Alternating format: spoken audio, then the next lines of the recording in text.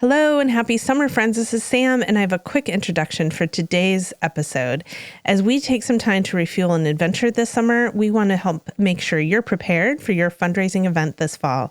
Today, we are re-airing an episode with Kiara Hardy to help you prepare for your fall fundraising events and look at how the food experiences your event.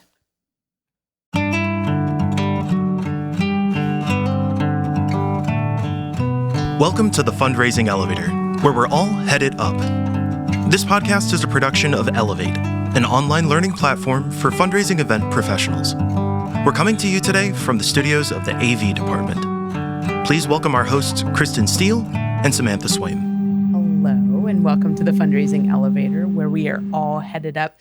Today, we are going to talk menu magic, and I am so excited about it. But first, an announcement, because Elevate Conference is coming up March 12th and 13th. That feels like a long ways away, but it's not. It's coming right up. It's your chance to send your fundraising event to school. And Elevate Conference early bird pricing is still happening for both virtual and in person. The conference is held in Portland, Oregon, but through the wonders of the interwebs, you too can tune in from wherever you are. Or travel. Come join us. Or travel. Please come.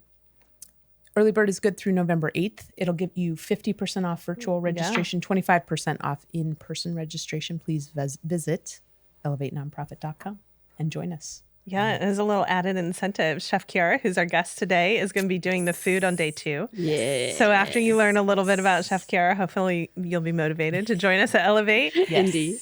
Well, Chef, you and I first met because we were doing an event together called Taste. And Taste is an annual celebration of BIPOC, all sorts of folks, BIPOC chefs, winemakers, community advocates, folks doing great work in social justice spaces. And you were a chef last year that was selected for that. This year, you're one of the lead chefs coming up on November 15th. So if folks want to check out Taste for Equity, it is coming up soon around the corner. But very quickly, I learned a little bit about your work, your style. You were a chef, really started your business in Florida. Mm-hmm. Now you're kind of bi-coastal, having business in both Portland and in Florida. Floribian, is that, did I say right? It is, you did. Floribian cuisine is sort of your specialty, informed by sort of the Caribbean influences around the Florida coast. For sure. You're doing something unique here. You're doing some cool, really food-centered catering, and bringing you into events has just been such a joy because I feel like it brings the food experience front and center to the guest experience. And so big picture, big question. We want to talk to you today about the menu choices, the food style choices, how you make design choices for nonprofit galas. So welcome to the show. We're glad you're here. Hey, thanks for having me. I appreciate y'all. This is fun. I can't wait. Finally, someone who wants to listen to me talk about food and menus and what you should and shouldn't do. Finally. I'll listen to you every day long. I'm here all day long for especially that. if she brings goodies because you Seasoning. have some good I just food. gotta say. Yes. Thank you. Yeah. Happy to be here. We should promote your fry seasoning because you were at Elevate last year. You made our delicious chips that we served during a break. They were like delicious potato chips with your fry seasoning on it. Crack in fried potato form. They were so good that we had a guest say, if you have any extra. So one of our auctioneers that was teaching at the event auctioned them off for, no joke, $2,000 for a plate of potato chips because the fry seasoning is that good. Oh my goodness. And people can buy your fry seasoning online, so they should go check it they out. can on my We website. will link to all of these things in the show notes so that you too can experience. Yes. And we got a few more seasonings pending that we're hoping will be ready by the time Taste rolls around November 15th. So that's the goal. We're going to drop 5 more on you. So if you like that one. If one was good, 5 more is going to be amazing. We're not even going to slow walk it. We're going to hit you with 5 more really quickly. So I hope y'all like that. So you can have Kitchen Killa in your home. Absolutely. Okay. Absolutely. Cook like a chef. Well, tell me a little bit about your thoughts, your sort of approach to how food impacts a gathering. How do you approach an event from the beginning? Well, truthfully, what is a gathering without food, right? It's a meeting. You know what I mean? And if it's a meeting, then it should have been an email if there's not food, right? It should have been an email. That should have been an email. Has to be on a T-shirt for me. Yes. But you know, food I think is a vital part of gatherings, right? Whether they're galas or, you know, casual meetings, you know, family gatherings, meet and greets. I think, you know, food is a gathering place, literally, right? It's the place where everybody has to come and get the thing. It's like the water cooler, but better. You know, and then it's an opportunity for folks to talk about something. It's about bringing them together, right? It's a connector, essentially. And no matter what it is, good, bad, okay, right? They're gonna talk about it. They will. And they will share, right? They'll share, oh, this reminds me of, you know, a time I was in wherever, you know? And so, you know, I think food is such a vital part of events, and people kind of sometimes forget about that. And so it's, we just need food. No, you need good food. You need good food because it will instantly increase the temperature in the room, right? It'll instantly increase the energy in the room.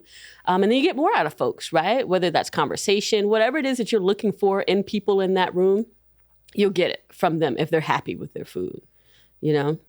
Well, I think that the event that you and I recently did together, they had been experiencing their event for many years in a hotel ballroom environment.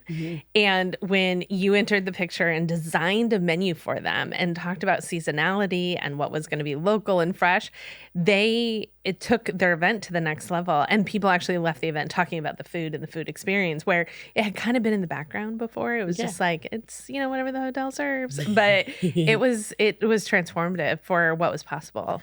Well, and I think what's interesting about that, and I think that you bring to the table in a really specific way, given your geographic diversity of where you drop in, those Florida and Oregon, very, very different. Very different. But then also food itself, to me, has such identity beyond the user, right? Like it's got its own politics, availability, seasonality. Totally. People went to war over this ingredient sort of thing. Totally.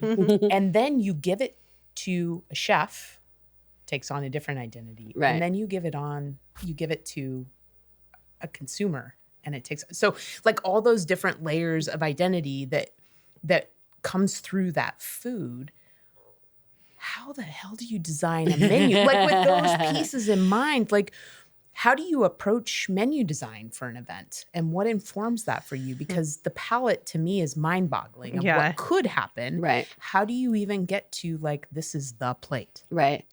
Well, there's so many things that go into play, right? When we're talking about food, and sometimes you have to talk about the logistics of an event and a space and the timing and all those things before you can even get to food. You know what I mean? And so sometimes food is where I love to live, right? In the sense of when clients come to me, they want, hey, can you send me some menus? I'd love to, bro. But could you tell me where your event's going to be? Is there a kitchen? You know what I mean? How many people will be there?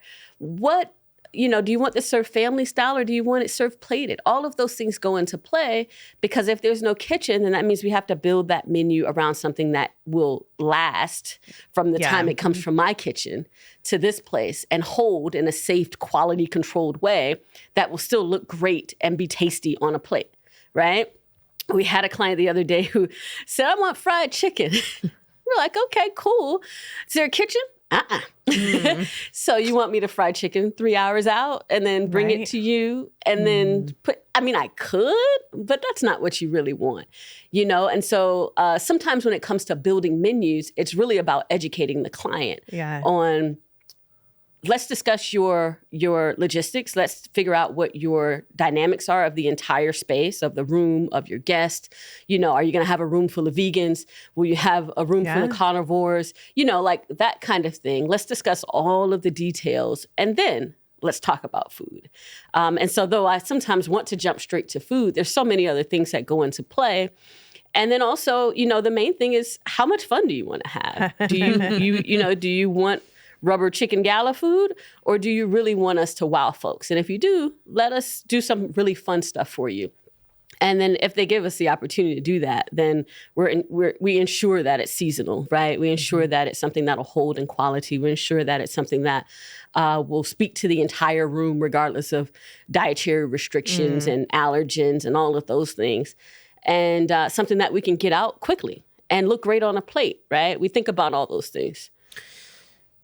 And I love that you do that. No, I mean, I think we talk about this a lot. You know, you use the phrase rubber chicken dinner. That's just become a thing that people expect when they go to functions and galas and events. Yeah.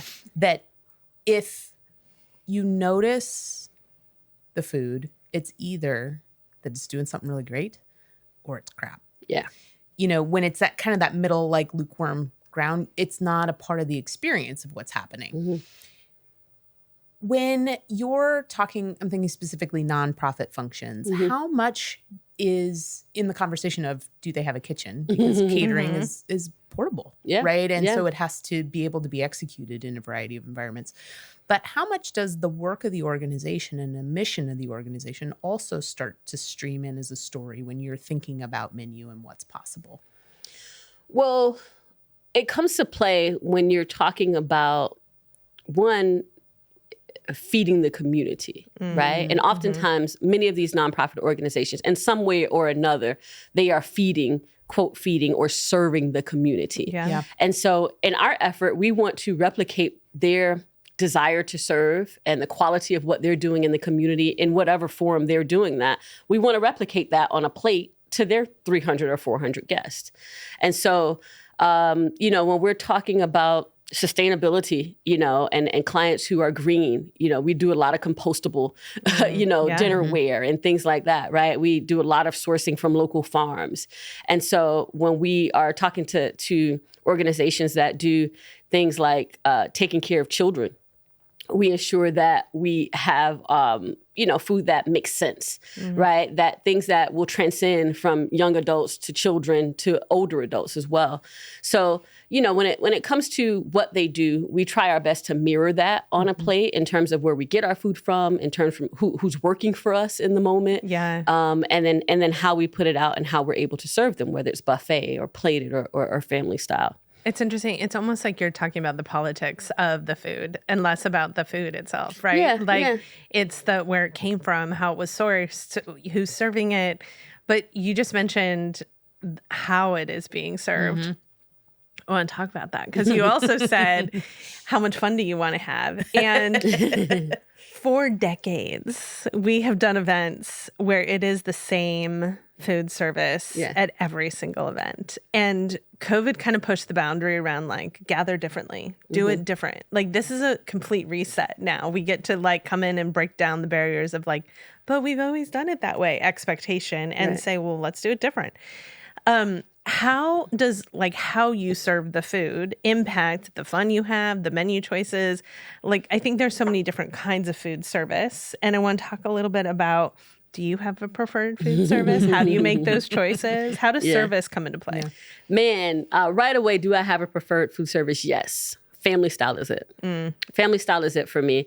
I think, well, let me back up. My background is in private chef work, right? And so as a chef, as a private chef, you're often feeding, you know, you prepare that food, you live in that food, you massage that food, you take care of that food, you serve that food, and then you watch. And then you watch, you like it? You like it, don't it? Yeah. So, you know, in that, my goal is always to please and serve, and that dish that I've taken my time to create, I want everyone in that room to feel that way. Yeah. And so when we serve dishes, no matter if it's 10 people in the room or 400 people in the room, our chefs are also trained that way.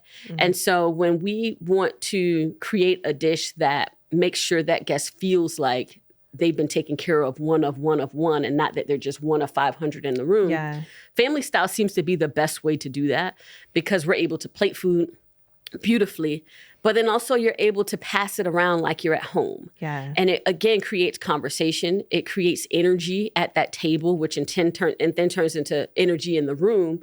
And so I think for us, you just get a better reaction from folks. You just get better energy in the room. You get better appreciation for the food. And so not to be long-winded, but that's my favorite. Yeah. But when we talk about spaces and rooms, again, it goes back to the logistics of your event. Are you a program-heavy space where you got a lot of talking and a lot of showing? Then Plated is probably best for you so that your folks can stay seated. There's not a lot of conversation around, pass me the corn, pass me the chicken. We drop that one plate in front of them. They can eat and continue while your program's going on. And we find that to be pretty frequent, right? When folks have program heavy events and they want them seated, they don't want them bothered. Plated is typically the best way to go. If you are lower on your scale of budget, buffet is always a play. I think buffet is really cool too, because again, much like family style, it allows you to go through that line and kind of be wowed by all the options. It also allows us to create so many more options for the dietary restrictions, for the gluten-frees, for the, the diet, no dairy, or the vegans, or the vegetarians, the pescatarians. Buffet allows us to put 7 or 8 things out, and there's something for everyone, if not 3 or 4 things for everyone. Yep. So I like buffet in that sense, and from a service standpoint, it takes a whole lot less bodies for us to manage that. So when we talk about being budget conscious, that's typically the way to go for nonprofits. But the flip side to that is that it gets your people up and moving, which kind of delays your desire to have them seated for a program. Yep. So I think the planning around that has to go hand in hand if you're planning your run or show, but also planning for a buffet. You can't do those two things in a silo, right? Yep. So I think all of those things go into play. Stations is one of those fun things that if you have no program at all, do stations, right?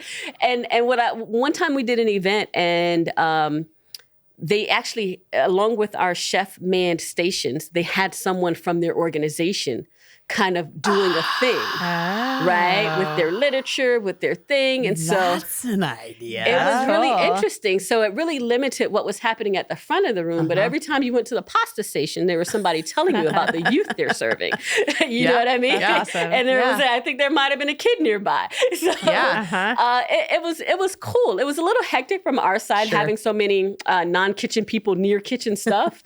But it was fun. And again, I say, how much fun you want to have? So I think there are a ton of options, but keeping all of your food service options in mind while you're planning your run of show and your goals for the event, super, super important, right? I don't think food can be the like that last result, that last thing that you plug in. Like, we want to do woo, woo, woo, woo, woo, and also have family style. I might interrupt a little bit. Yeah. Right. Well, and I think some of that difference is seeing food, what it is, how it's served, what that does to the room. That's all part of the event story. Right. Exactly. Right. And how do we create an experience that feels cohesive for the guest so that they know how to participate? And what's, just to your point where, when people are up moving around to a buffet station, somebody at the front of the room trying to do the program over the top of it, I as a guest might feel like I'm guesting wrong. Wait, am I supposed to be getting food now? I'm really hungry. So when those pieces work together as a guest, I know we're passing the food around. That's awesome. I can have seconds. Yes. Right? Exactly. Versus my plate where it's like, as the gluten-free person, that's usually the vegan, gluten-free, like all the restrictions come on one plate, right? So I think thinking about all of those pieces and how that impacts the guest experience. I also think one of the limitations we've seen so often in the nonprofit sector is the headcount dictates venue, right? So if they're a big headcount, a big gala event, it often limits our options on what type of venue we can be in because seating that many people you need a big venue, and then you're now in like hotels and convention centers. And one of the things that we've seen start to happen a lot more in the past couple of years has been we can have a really big headcount in an alternative venue that is not a ballroom, but that means food service is not seated at tables, right? So we're having a lot more events that are like in big theaters and big auditoriums, and then have these big party spaces that are food stations and are, the food is part of the party socializing time. The program is seated theater style. And it allows for us to kind of think more creatively out of the box about how do we get the audience's attention And then also, how do we throw a really great party with really great food? And when we're in those big venues, it's really hard to bring in an amazing chef like you. We're stuck with the hotel's preferred choice, you know? Well, one thing, I just got approached actually by a nonprofit, by their event producer, and the hotel is open to them having a guest chef. Oh. So I think that might be kind of a workaround and something that we might be able to push back on, because I'm in the same boat, right? There are organizations that I want to serve in the form of being their catering partner, and they want me. But again, they got 600 people, 700 people. They can't do it at some of these venues and that we can serve. But a hotel is open to having a guest chef. And I think what that means, one, is that we can assist in the menu creation. Yeah. Yep. Right? So that experience becomes a lot more personal than it would be if you were working directly with the hotel. And the other thing is that we can have some input on how that gets executed. Yeah. And ensuring that the quality that you're hoping for still comes out. And not so mass production style, you know, as it would typically in some hotels and some of those larger centers. So you get to sort of lean into the utilization of some of the infrastructure and be the ideation and the creative in the space. It's kind of an interesting. Yeah. I like that. I love it. What's cool about us, and we are, you know, a small catering company, and by small, I mean, you know, we've been in business now 9 years and 5 years here in Portland. And we can do events up to, you know, 500-600 people. We have the bandwidth to do that. But what's great is that, you know, it's kind of this rock and a hard place where, you know, I don't have 35 employees to send you emails. You're going to email me. You're going to email my marketing director. Yeah. You know what I mean? Yeah. But the cool thing about that is that you're emailing me. Yes. Right? And so when we're talking about food, you're not emailing some chef 3 rows down who's like, yeah, the cheapest carrots we can find are these, right? You're emailing me and my name is on the line, but also my relationship with you is on the line. Yeah. And I want to serve your people because I want to be able to come out there proudly and wave at your folks and say, y'all like that, didn't you? You know? And so we're going to take care of you in the sense of ensuring that you understand the processes that, like what we talked about earlier, the limitations, so that we can choose correctly, right? The difference between serving 600 people a chicken breast versus a boneless, skinless chicken thigh is, will that chicken breast be dry? Right. Or will that thigh be juicy? You know, and if I am someone far removed from being invested in this, then I don't care. I'm just going to do whatever you told me to do. But if I'm the person who's like, hey, this is my business, I want to serve you, I want to serve you correctly. Also, I am touching the chicken that will get cooked. Right. I'm going to make sure you have the best possible product. And so, you know, when we talk about things like that in terms of, you know, smaller catering companies versus larger catering companies, you know, don't be afraid if we can do the bandwidth. I think the good thing is that you got me. You know, you got me in every capacity.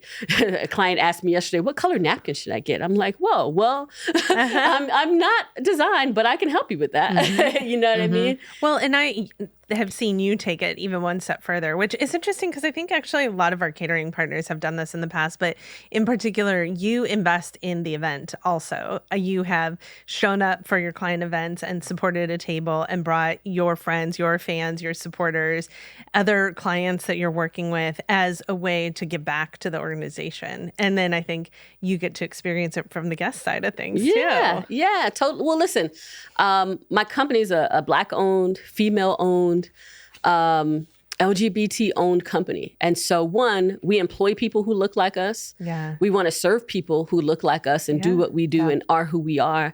But lastly, we want to turn around and support you, right? So yes, please hire us. Please hire us. But also, we want to come and support. And we're going to bring people to sit at those tables who will raise money for your organization as well, because we want to be able to be truly a partner in that process, not just a taker, not just hire us. We want to be a partner and ensure that, you know, our network of people are now exposed to you and what you do, because we believe in what you're doing as well. Well, and to me, it feels but there's a core essence of hospitality and food and how it's all the way through. So I'm emailing you and we're designing a menu and we're putting together this fabulous event, and you're invested in me, and it shows up in the plate for the guests. Like there's a continuum of energy happening in all of that. And to me, food is such a central gathering piece that it has to be considered, right? Absolutely. There has to be active choices made in it. And there's such an opportunity in it for it to become this heartbeat in the room that really connects people. It's true. Well, on that note, we're going to take a little break. And when we come back, I want to actually ask you a little bit about some of your design choices in your own events that you are producing. So we'll be right back with Chef Kiara. Cool. Unleash the power of events to energize your donors and amplify your mission. Join us at the Elevate Conference in 2025, where you'll learn the essential tools for planning a successful fundraising event. Book your tickets now for March 12th and 13th. This dynamic hybrid conference, hosted at Avenue in Portland, Oregon, and streamed live for our virtual audience, will equip you with practical tools, demos, and templates that you can put to work immediately. Don't miss out. Secure your spot today at Elevate 2025. Visit elevatenonprofit.com to register now. Elevate Conference 2025 is brought to you by Swaim Strategies and the AV Department, powered by elevatenonprofit.com. Welcome back to the Fundraising Elevator. We are here with Chef Kiara of Kitchen Killa. We were talking about food service style before the break, and I want to talk about audiences. You have a presence in Portland, Oregon, and a presence in Florida, and have seen events and audiences differ from coast to coast. Talk to us about what some of that is. What does that look like? The folks in Florida are hungry. Those are some eaters. Okay. It took me a very long time to scale back and understand that Oregonians don't eat that much. Fascinating. It's very interesting. We could plan the same event and I could double up on food over here and run out and cut this food in half. Wow. And have just enough. Fascinating. Yeah. It's really, really interesting. Food is absolutely a focal of events in South Florida, particularly. Folks come to events ready to eat. The program is secondary. Okay. Which in turn, I think when it comes to large events, whether they're fundraisers or, just events in general, the program has to be so elevated to keep the attention of folks. And I think that's just like a South Florida thing. I think if you're in LA or New York or something like that, very similar, because there's just so many things competing for people's attention there that you gotta, there's celebrity MCs, there's, celebrity special guests, and these are at nonprofit events, just all kinds of fireworks. And the food has to be amazing, and they are checking and they're eating twice for sure. Is it as good the second time around as it was the first? Yeah, they are. So but the flip side to that is that their budgets aren't as big for catering. So though they want it to be good, they don't spend the time to check the market on what that should cost. Oh, interesting. They don't, I won't speak in generalities, but oftentimes the catering budget is not prioritized. Right. Yeah. Right. And understanding that, but they want it to be good and they want to have a lot of it. So it's really interesting. Whereas here, one, like I said, we're still learning how to scale, right? To scale back. We've been here 5 years, and the first 2.5 of those were COVID years, right? Yeah. So understanding how people eat here, how frequently, how much in terms of how much, but also their desire to eat local. Yeah, is a huge focal point here.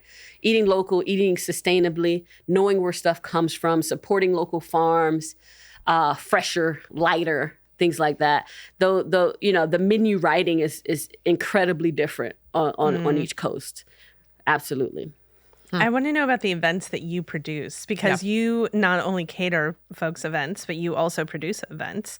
You have a Thanksgiving event you produce. You have a whiskey event coming up that you need to tell us about. Yeah. And you're in the middle of planning your own wedding right now. So how do you make those choices? How is it different when you're designing for yourself versus for a client? Well, one, I'll say when you say I want to say we. Fair. So I want to say we. I have a very incredible fiance who doubles as my chief marketing officer. And she is doing the bulk of the producing of these events. Crystal Chanel, she's amazing. In between work meetings today, we had a wedding call with our planner and vendors and all kinds of folks. So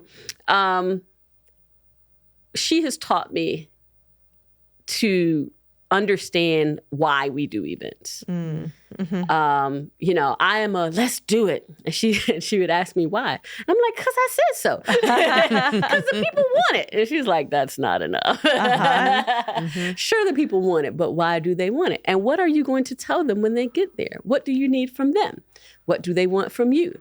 And so she has taught me to slow down, because I lead with hospitality and I lead with taking care of people. But oftentimes, if it were up to me, I'd just come out there and roll out everything. And then people would leave fat and full and not really sure why they just ate all that food. Why did I come here? And so what we are learning is one, why we're doing things, making sure that it is a reciprocal exchange of energy in the room, right? That folks are coming to do something for us. And whatever that thing is, whether it's show us love, whether it's to know that, hey, I'm supposed to leave here and know that they can do private events. I'm supposed to leave here and know that they can do a brunch. I'm supposed to know, or I'm supposed to have left here and met 10 people, whatever our goal was in that process, ensuring that that's very, very clear when people are signing up and then when they walk in the room and throughout the program and then when they leave. And that's literally goes for everything. Like you said, my Friendsgiving event, this brunch series we're planning, the wedding. Like, why are you coming to the wedding? Because we want to share in our love with you, right? So she's taught me to be very intentional about why we do events and putting the efforts behind the intentions and not just all the things. Yep. Do you know about Priya Parker's work? I don't. The Art of Gathering is her book. She's a TEDx speaker, and she really frames it from that perspective of her experience. She was a conflict negotiator, and she would plan these events with very clear outcomes associated and have experiences that were vastly different than the celebration she was going to with friends and family, and was like, I feel like these two worlds should intertwine a little bit more, and talked a lot about designing with purpose. And we just celebrated 25 years together. Hey, and, the world has ebbed and flowed with marriage laws. So we've had 5 different weddings or commitments to each other. Yeah. And the one that we're about to celebrate 10 years ago that legally stuck, we were like, well, we don't have to follow the checklist. We don't have to design our wedding to be about the expectations of others. What if we design it to be what we want it to be? And we brought our closest friends together and family together, a very small group of people, and had a 9-hour dinner party where we involved the chef, or 9-course dinner party where we involved the chef and the bartender in doing pairings, and we paired with it a story about each person at the table. Oh, man. So that we could connect everyone in a deeper way to the food, to the experience, to each other. And then we had a whole weekend together. But if we had done that like the 3rd day we were together, it probably wouldn't have made the weekend have much meaning. Totally. And so we did it as people walked in the door. Yeah. And then the dessert course, we stood up and made the story about ourselves and about each other and said our vows. And all of a sudden everyone's like, oh, they're getting married right now. That's so and cute. it was fun to think about the way that the food and the drink and the experience interplayed with the purpose. Yeah. And I think that's something unique you bring to your events and bring to the table, is that you're a partner to the nonprofit. You're helping them to get out of the churn of their, I have to meet these goals. Yeah. And you get them to pause. I've done tastings with you. They're like decadent experiences where you sit down over good food and you ask them the questions about what are we trying to achieve? What are the goals? What's possible? Yeah. So that you do have that energy exchange that then shows up. What in return is important for you in those conversations so that you can be a good partner? What do you need of a partnership from the nonprofit? Woo, that was a lot, but it was good. What do I need? We need collectively as a company, we need acknowledgement. Mm-hmm. We need appreciation. And we would like for folks, particularly in that tasting setting, to be present and understanding why they're hiring us. I tell folks a lot, if food is the background, like the thing you just got to do for your event, don't worry about us. Right. Because that's you're not even going to respect this process enough to really appreciate what we want to do for you. And so what we hope with nonprofits is to understand why they're hiring us. It's one, because they want to create an incredible experience for their guests. And then two, because like you said, we want to get you out of what you've done all the time, right? There are a number of organizations here in Portland and certainly across the country, across the world, who are, their purpose in existing is to serve underserved people, Black people, brown people, LGBT people. But oftentimes in their biggest event of the year, right, which is their gala, their biggest spend in order to make the most money, they are hiring the same folks that they've always hired, right? Mm-hmm. And oftentimes these are dominant culture, men, straight men, all the things. And so we want them to understand that what you're doing is a game changer by hiring us. Mm-hmm. You're not just hiring another catering company. You're doing something that is in line with who you say you are. Yeah. Right? So embrace that and be proud of that and put that in your system, right? Get it in your system, get it in the system of the folks who are around you and in your organization and saying, hey, we're putting our money where our mouth is. And then this catering company is going to take care of us and take care of you. And we are saying, hey, we're about equity. We're about, serving folks. We're about building businesses. And this is how we're doing it, by engaging this company to serve us in our biggest spend of the year.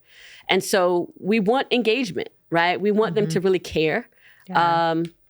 And then we want them to listen, and allow themselves to be educated so that we can give them the best possible experience that they can possibly get. Yeah.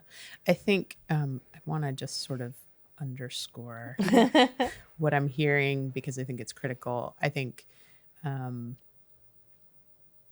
just going to say it. I think there's a race to engage vendors that check your boxes. Mm-hmm. But there is not the same urgency in the partnership that you have with those vendors before, during, and after the spend. Totally. And that is actually what you should be doing. Mm-hmm. Totally. And so what do the nonprofits need to bring throughout the process to you about their organizations and who they are to help that partnership go? So they're committed to being in this process. I think a lot of times, though, people don't see the food as like a huge experience and piece of what's happening. And yet we all know a hangry event and what happens to people. You beeline out of there to go right through the drive-thru, That's right? right. They're leaving, right? They're leaving your mission, your biggest night of the event, because you haven't taken care of them. So how can they show up during the process as representatives of that organization to help move the food and the mission forward? Well, that's a great question. That's a good question. One, again, being present, but also providing resources, right? So whatever resources they have internally that allows them to continue engaging us, that's what they should do. We've had organizations say, hey, we want to hire you. Your invoice is a little high. Let us go talk to so-and-so and figure out how to do that. Or let us go talk to, New Seasons or Market of Choice to figure out how we can balance these things out so that we can make that work. Just understanding that the food, like we just said, will either keep people in the room or we'll get them out of there very, very quickly. Yeah. And if you understand that, we can work with you on how to elongate your program or your experience, not necessarily the program, but the event in itself, and how to keep people engaged or not. Right. But I think just being willing to be engaged is the biggest thing. And allowing us to do what's best for you and being open to that conversation. And then whatever you need in the process. You actually directed me on an event that we were working on together in which you said, well, I can work within the frame of the budget if you give me the budget. But if I just am creating a dream, I can create a dream too. So give me the frame of the budget. The other thing that you have done, I think, as a small catering company, as an independently owned catering company, not a big like hotel kitchen, you're able to work with things like you just said, donated services, donated food, donated resources. But to me, that speaks a lot to you invest in relationship. Yes. And in the nonprofit world of fundraising is relationships. It's building relationships. Yeah. You build relationships through your food. And I think when you have a relationship with people, it's earnest and real, and you invest your energy back. And so I think if folks can't show up with their energy and invest in a relationship and see a checkbox or a vendor, then they're not getting the best out of what they could be getting out of your support and services. And I think that that's true with so many vendors, that the relationship is at the hub. How often do you have nonprofits that get donated product that you work with? Frequently. Yeah. And I didn't know that catering companies are turning that down. I didn't realize that some folks are saying, hey, so-and-so is going to give us wine. Could you just have your servers pour our wine? And some folks are like, nah. And that doesn't make sense to me, right? Particularly if it's a nonprofit, right? We're not talking about a wedding. But if we're talking a nonprofit and we understand their mission is to raise money in this event, as long as we are careful in the sense of, ensuring that everything's by the book, we're getting wine from a vendor, right? We're not just running to Costco and grabbing stuff Uncle that's open. Jim's got a van. Right? Just backing it up from your garage. No. If we're getting, food's being donated, is coming directly from the purveyor, from the source. Those are things that we can manage and ensure that the quality is intact and above board. Then absolutely. It happens, I would like to see it happen more frequently. But that way we can focus on, and quite honestly, it's fun for us, right? If you say, hey, so-and-so has 30,000 pounds of tomatoes I can use, you know how much fun that is for me to figure out how I can incorporate tomatoes in your menu? Like that gives me energy, right? It gives me inspiration. It's not seen as some daunting task for us because, again, we're chefs first and then we're event producers, right? So, we're here again to serve. And if you take something like that off our plate, like having to source your wine or source your spirits or source your fresh salmon off the coast, then now we can focus on other things. So we'd love to see more of that. We're here for that. I think it works for everybody's mission. I don't want to charge you a lot of money, but I have to if you can't help me in the process. Yeah. So I'm a first-time event planner. I work at this nonprofit. I'm responsible to the people we serve. I'm responsible to my executive director. I'm responsible to my board of directors. I've got a budget. I've got this event. I've got to get us to the finish line. You pull me aside and say, I've got a couple of tips. For that first-time planner, what are some things I should know, specifically when I'm talking to catering? And making some of those decisions in the balance with all of these things. One, budget, right? Know what your budget is, know what you want to spend, and then also know where your flexibility is in that. Oftentimes folks will come to me and say, hey, we want to spend $10,000 and we got 10,000 people coming. And I'll come back and say, if there's any flexibility in your budget or your guest count, feel free to follow up. Understanding where your flexibility lies. And understanding too, is this about filling a room or is this about selling tables? Because there's a difference between selling tables and then actually filling the room with ticketed guests. The other thing is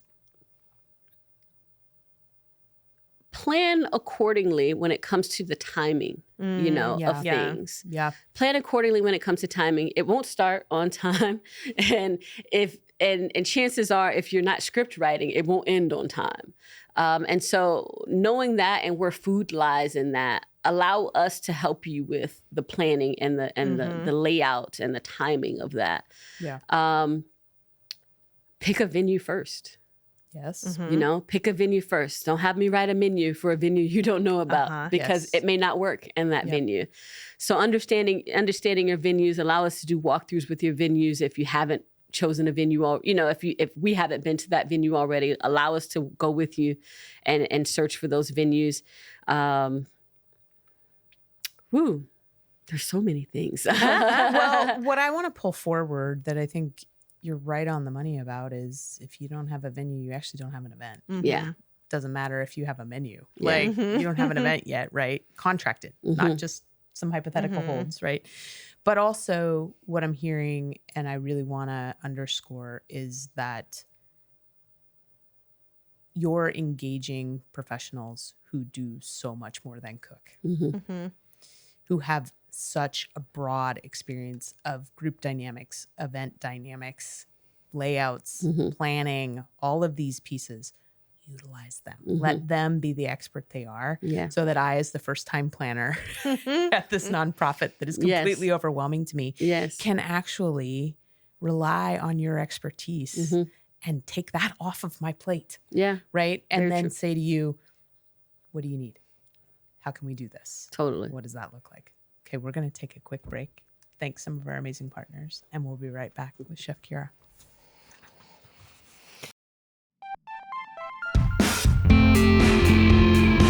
Event planners are discovering Avenue, the Pacific Northwest's new AV-forward event venue, intentionally designed with nonprofit fundraising events in mind. From the 93-foot video production wall to the highest quality sound and lighting, premier AV features are included in every venue rental. You'll find the space and audiovisual enhancements to create your unique and memorable event. Visit avenueportland.com to schedule your personal tour.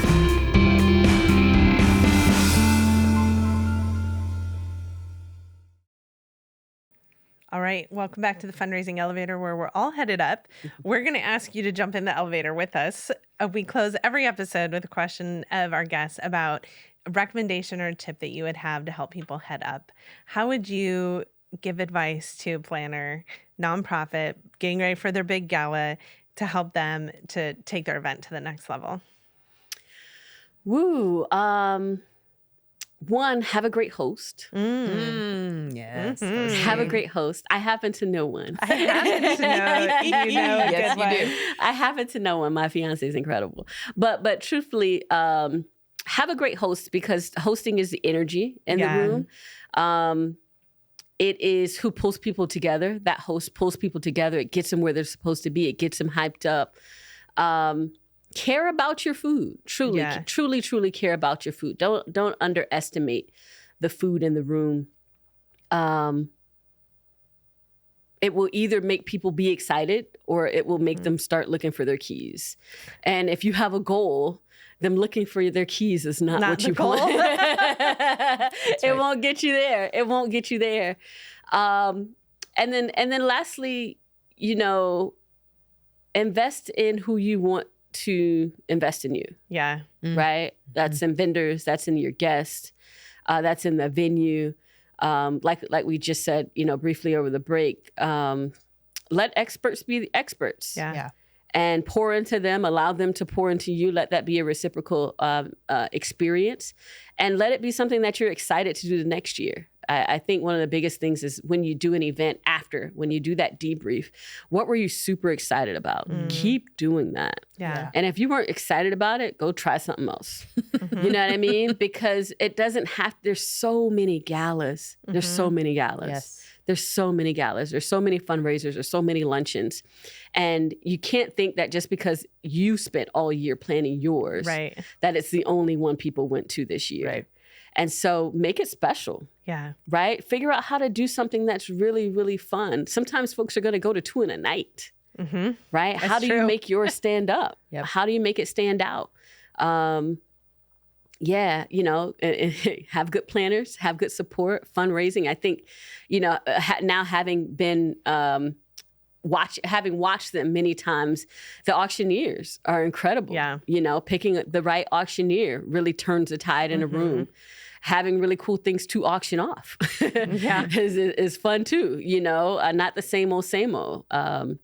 But again, creating an opportunity for folks to fellowship around good food is my soapbox all the time. Yeah. If you can get away with doing family style and shortening that program so that folks can really eat and spend money while they're eating, then do that. Yeah. We didn't talk about beverages at all, but being conscious of beverages. I think when you can do an open bar or something with signature cocktails, that allows the lines to flow faster, that we can pre-batch cocktails so that gets people in and out of line quicker. You just said the secret to that, though. And I'm gonna emphasize that is the pre-batch. The pre-batch. We had an organization who was so excited to do custom cocktails, signature cocktails, and the team that they used did not pre-batch, and it took the longest time in the entire world to get through the bar For those line. listening, Chef's eyebrow just went up. And so the thoughtfulness that you bring into making sure that the guest is having a good experience, not just good food and not just a good drink, assures, in my perspective, that you have the right people on the team, right? That it's a team sport that we're engaging in here. And if everyone is working together collaboratively, it just takes it to the next level. It's true. Totally. I go to a lot of galas besides being, catering them, right? But I go to a ton of them, and I'm always looking around look at that long line. Look at this chicken. We know too much. We're never good event attendees. Not at all. Any of us. Not at all. But it's beneficial to me. Yeah. It's beneficial to me and my team because I go back with notes and I'm like, bro, they were waiting in line 17 minutes because somebody wants to dip a cherry in an old fashioned, and that's not necessary. We could pre-batch that and then finish it and make it look like it was, it was custom made, which it was. We just did it 2 hours ago. Right. And there's nothing wrong with that drink. Yeah. You know what I mean? That's a perfectly good drink. And so I think guests appreciate being able to get in and out of that line. So one, they can focus on your event, right? Focus on what you have them there to do, which is raise money, tell them about your mission, get them excited about what you got coming up. So yes, fast food, hot food, pretty food, fast lines, good drinks. Yep. That's where we want to live, and that's where we want your guests. That's what we want your guests to experience while they're there, so that they can focus again on what you want from them in that space. I love it. The same drink will taste better to me if I didn't wait in line for it. Totally, absolutely. If folks want to get a hold of you and hire Killa for their event, how should they do that? Our website, kitchenkilla.com. Great. Yeah, Killa, Killa, kitchenkilla.com. If you'd like to hire us, we travel, not just to South Florida, but we go everywhere. We do events in Vegas and DC and all the things. We come built in with an event coordinator as well. Also with a host, an MC if you need one, but full service, which we're really excited about it. In Oregon, OLCC licensed bartenders and service staff, and then some licensed folks all over the country who can serve and bartend and all the things. But more importantly, creating custom events and custom menus for you specifically, for your event, for your guests, things that work. But our website's the best way to get in touch with us. We have an inquiry form on there. Tell us all about what you want to do. No event too small or big. Again, our background is private chef work, so we absolutely love doing intimate events. And we find those events to be cool for, your board members, for folks who, are your biggest donors, things like that. Those kind of pre-gala things or mid-year things. Those are really, really fun for us as well. And then we can do those big ones, 500, 600 people. All the things. Yeah. We are going to put links to all of these in the show notes. For those listening, please come to the Elevate conference where Chef will be providing all of the food and fellowship on day 2. Also, November 15th at Taste for Equity. And tomorrow's Halloween. Hope everyone has a great Halloween weekend. And most importantly, we have a very important election coming up. Please make your plan now. Please make a plan to vote. Take the day off. Expect to wait in lines. Take a picnic. Maybe we could get some tips on a good picnic offering, but be prepared because we want to make sure that everyone's voice counts, every vote matters. And we thank you for joining us today. Thank you, Chef. Of course. Thank you. And for those folks in Portland, we have a brunch coming up, a pop-up brunch over at the Multnomah Whiskey Library. We'll have November 3rd and November 10th, a la carte, open restaurant style, open to anyone, even if you're not a member. I've written this very cool menu, I think, for brunch. That'll be really, really fun. So we hope to have you there, 10 a.m. Where do we find it? Right now, you'll be able to find links on my website for information, also the Whiskey Library, social media, all the things. Okay. We'll put links to that in the show notes as well. Yay. Thanks, Chef. It's always a pleasure. Same. Thanks for having me. You bet. The Fundraising Elevator is produced in partnership with Swaim Strategies at the studios of the AV department. The program is produced and directed by Steve Osborne, with audio engineering and original music by Dwayne Anderson, Heidi Christensen, and Adam Breeden.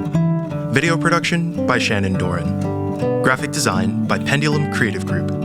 Marketing by Lisa Aragon. Support from Mary Elizabeth, Todd Campbell, John Lyles, and Andy Dowsett. And voiceover by Josh Boykin.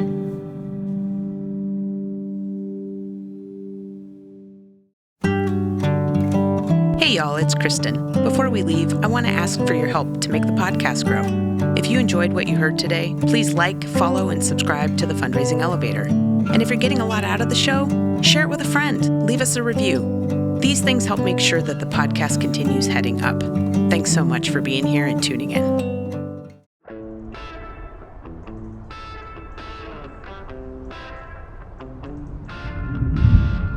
Thank you all for being a part of Elevate. Fundraising at events has been climbing and climbing and climbing, and we're seeing full rooms again, very exciting, and we're seeing money happen again. We are stronger together, and Elevate is a powerful way for us to join forces for good. When we co-founded Elevate, it was critical for us to take what we know and we get to experience in events and share it. What's the next level of stewardship that we need to bring to our supporters, to our volunteers, even to our staff, to our colleagues, right? Because stewardship ultimately is caring for people.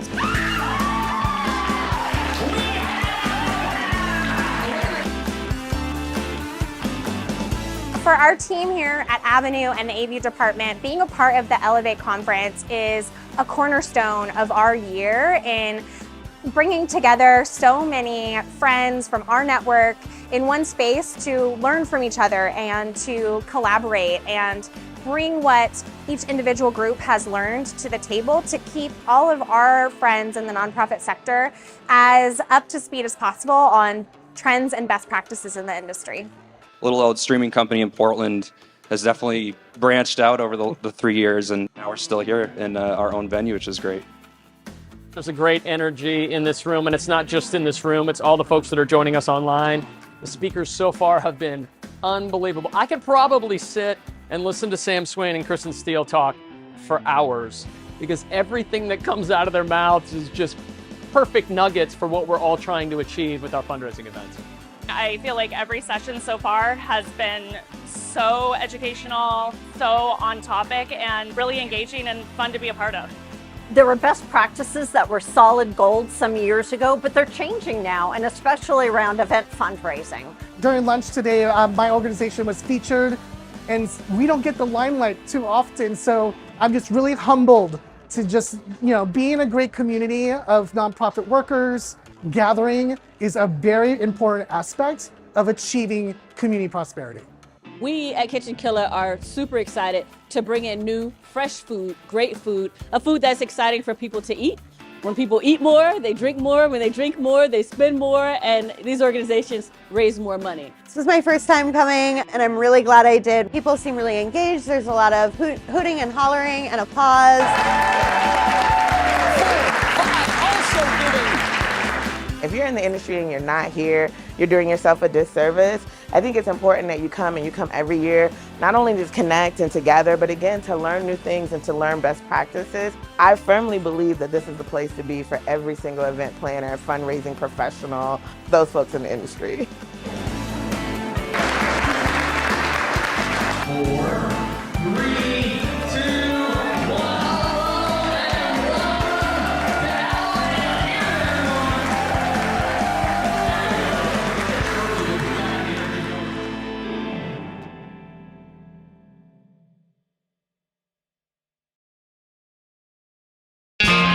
Unleash the power of events to energize your donors and amplify your mission. Join us at the Elevate Conference in 2025, where you'll learn the essential tools for planning a successful fundraising event. Book your tickets now for March 12th and 13th. This dynamic hybrid conference, hosted at Avenue in Portland, Oregon, and streamed live for our virtual audience, will equip you with practical tools, demos, and templates that you can put to work immediately. Don't miss out. Secure your spot today at Elevate 2025. Visit elevatenonprofit.com to register now. Elevate Conference 2025 is brought to you by Swaim Strategies and the AV Department, powered by elevatenonprofit.com.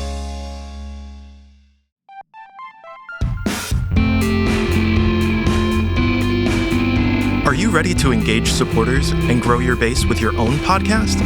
Then let us introduce you to our partners at the AV Department in Portland, Oregon.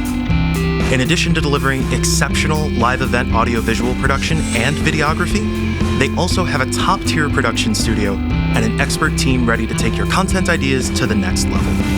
Contact the AV Department to schedule a consultation and start bringing your podcast vision to life.